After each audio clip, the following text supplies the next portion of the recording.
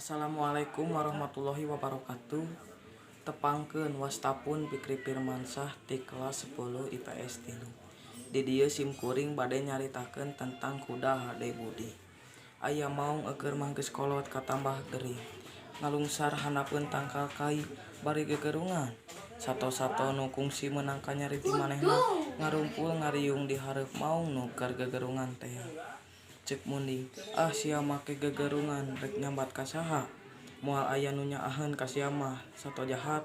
Munding ngomongna kitu bari ngagadil maung nu keur gegerungan.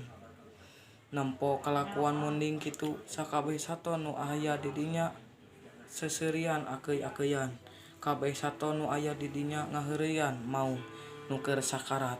Kajaba sakadang kuda nempo sato-sato sejen gelembira teur manehna mah ukur gegodeg.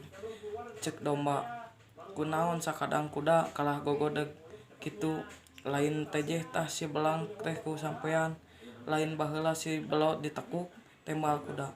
Kaula mah lain teu ngewa ka kalakuan maung teh.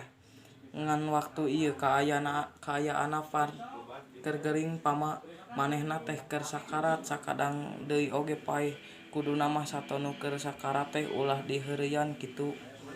Meureun cek batur teh rajen aya kawani anu keur sakarat. Sanggeus ngadenge omongan kuda kitu, saur sato nu aya di dinya jempe sarta pangleos kaleuweung deui.